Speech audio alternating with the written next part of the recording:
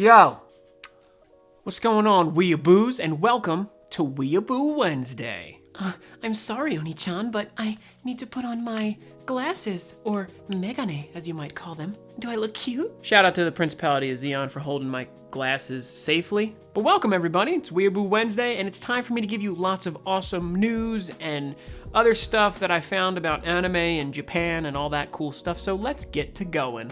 I talked about it a couple times, but it is finally now available. The one-shot Death Note manga is actually available to be read in English online on the Viz website. So yeah, if you're a fan of Death Note, definitely go check it out. It's a brand new chapter of Death Note, which is crazy to think it's coming out now in 2020. It follows Ryuk, who goes to Earth yet again because he wants some apples. He runs into a young man named Minoru Tanaka, which is funny because that's also the name of a Japanese wrestler, and he winds up, I guess, letting him use the Death Note this time, so it's definitely going to be cool. I haven't read all of it yet, but I did start it, so definitely check that out. So in the 40th anniversary celebration for Gundam, Gundam is teaming up with the Japanese soccer league basically, and they're doing another promotion with them. Previously they had done baseball and now they're doing soccer. There's actually a video of a bunch of CG Gundam kicking around a haro as if it were a soccer ball. It's very poorly animated and it's kind of funny though, but yeah, it's basically part of this collaboration where they're going to be making a bunch of Gunpla, I think 20 Gunpla of all the different team colors. So if you like Japanese soccer, then hop on that. So, Nintendo has said that they plan to release no new hardware for the Switch in the coming year. 2019 saw the release of the Switch Lite, which is funny because previous to that releasing, they actually said the same thing, where they weren't going to release a new system or whatever, and I guess technically it wasn't a new system, but it was new hardware, so they've lied to us before. They could probably do it again. I would really prefer to see one, and I think it wouldn't be that wise, I guess, to compete with Microsoft and Sony with the PS5 and the Xbox Series 1 coming out or something like that. So yeah, they're going to be coming out later this holiday season, and Nintendo just said, you know what, we're good with what we got, so I don't know, maybe next year. Dark Horse is re-releasing Helsing as a compendium manga. Yeah, there's going to be 3 hardback cover mangas of Helsing, which will compile the entire series into 3 huge books.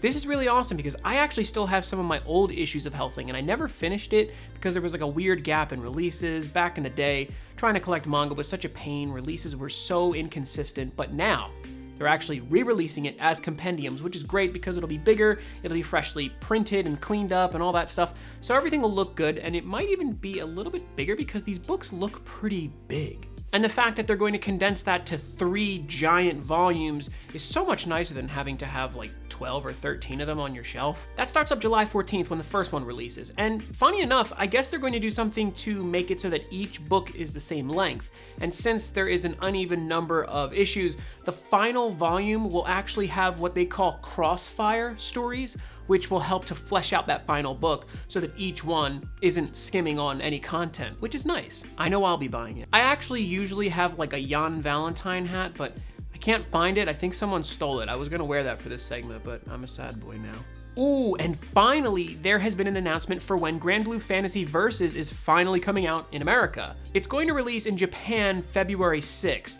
but we're going to get it March 3rd. So that's really not too far of a window between those two, which is great to see those releases so close together. I'm actually pretty excited for this game. This looks like a really good fighting game, and it'll be a nice way to hold me over until Guilty Gear comes out, so yeah. So funny enough, Interspecies Reviewers has been pulled off of Funimation's streaming service. So yeah, they went ahead and licensed it, and they were streaming it on their service, and now they said that it kind of falls outside of what they want to release. They said that it is outside of their standards, which I'm assuming means it's a little too racy. And they said that rather than censoring it, the smartest decision for them was to just pull it entirely off of the service. I don't know what you guys were thinking. It was a very spicy series. Just from the trailer alone, I'm sure that they realized they were getting into something a little lewd. Regardless, just watch it in Japanese. It's airing week to week, so there's really not too much trouble of you trying to find it some other way.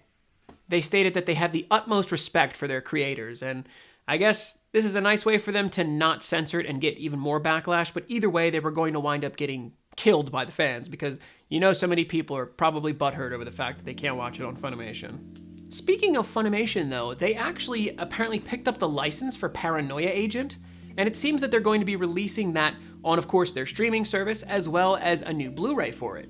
If you're not familiar, it's a very popular series from Satoshi Kon, who is known for some of the great movies in the anime world. Now, I haven't seen it in a while, but I do remember it being pretty dark and pretty interesting as well. It's kind of random for them to pick that up all of a sudden, especially because this was an old Geneon property, which, rest in peace Geneon, they had so many great licenses, but this gives me hope because if they pick up projects from Geneon, does that mean maybe we'll get a Blu-ray release of Ergo Proxy? Please say yes, because I want that.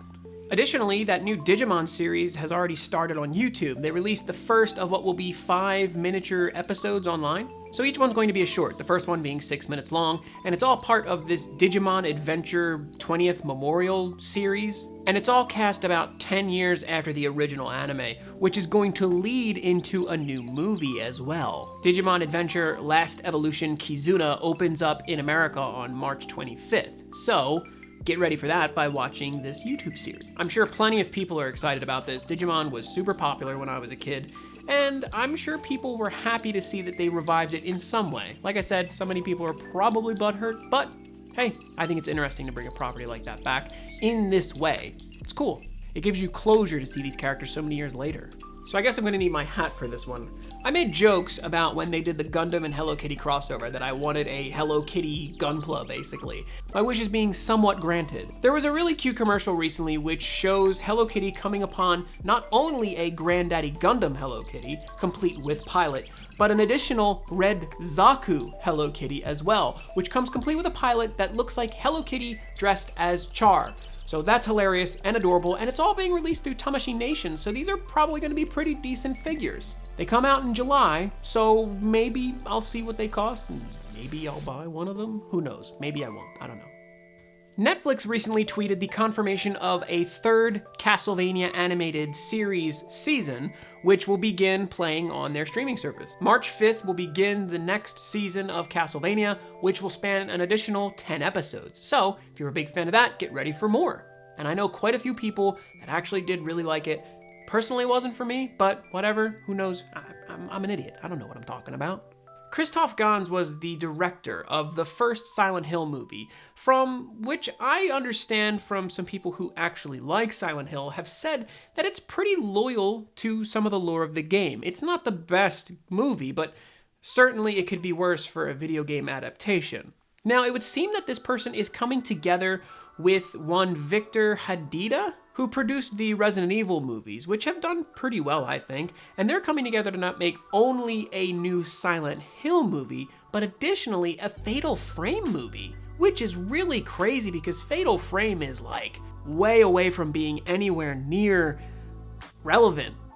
I don't know, it's kind of crazy, and it's exciting to see, but knowing horror, I don't have much faith in it. Horror movies are so bad now, and if they try to make it a big budget Hollywood movie, I feel like it's going to be terrible. But if they go into this respecting the original franchises, who knows? Maybe we'll get 2 video game movies that aren't the worst things ever. Only time will tell. Uzaki Chan has returned, and she will be returning in a new TV anime starting in July. After a controversial blood donation ad, she's returned, and she's going to be coming out in an anime, so that's cool. I'm sure plenty of you pervs are excited for that.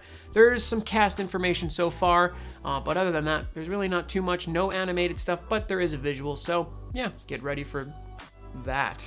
Okay, this one is the most exciting to me. Platinum Games recently opened up a website, which was just a big 4, and it was the Platinum 4, I guess. The website had no additional information on it, but it was shortly followed by the announcement of a Kickstarter for a remake, or I guess port, of The Wonderful 101. That's a great game. I have it somewhere in this room. It was a Wii U release, which was incredibly underrated, especially because it was a Wii U game. And of course, anything that Kamiya makes, I feel like, gets overlooked at first, but then people are like, yo, this is dope. A lot of people for a long time wanted this to be on the Switch, and I'm surprised to see it suddenly pop up in the way that it has. I'm excited for it, personally. And it's just kind of weird, though, because I don't think they needed to go to Kickstarter for this, but more power to them, I guess. It only needed $50,000, and the last time I checked, it was in the hundreds of thousands of dollars, and it had made its initial goal within like an hour or something. So they really didn't need to take it to Kickstarter, but as soon as they did, it got funded, so great. Now, the more money they make, the more they'll do. They say that they're going to put an additional level in it, or even port it over to PS4 if they make so much, so that's cool. It'll bring the game to more people, but what I think is great are some of these rewards. Now you got all your standard stuff, t-shirts, soundtracks, art prints, you know, all that stuff. But what may be the most coolest prizes are possibly the Wonder Red jacket. That's pretty cool. There's also a Wonder Red mask, so you can look like one of the wonderful 101. But the most elusive and valuable prize may be that you could be blocked by Hideki Kamiya himself. He'll tweet at you and block you. So that puts you in legend status. He's gonna be a busy boy. Still, it got funded, and that actually filled the first slot on the Platinum 4 slots on the website, because now there's 4 different slots. So I'm assuming that they're going to make 4 different games, or maybe announce 4 things. Maybe they're porting 4 games in total, who knows? But either way, they have 4 announcements planned, so that's pretty cool. Now, I just checked, and it's over $1 million, so it's pretty much where it needs to be. It's gonna get all the stretch goals, so that's awesome. And that's gonna be everything. Thank you so much for watching. If you did like this, make sure to like the video and comment on it as well, telling me what your favorite story was. And yeah, I'll see you guys on Friday for a figure review, but until then, make sure you click this video I'm gonna link right here, subscribe to the channel if you have not yet, and if you are subscribed, do your duty and tell somebody else to join the Kingdom. The Kingdom. Yeah, Kingdom. That sounds pretty good. And until Friday, my weeaboos,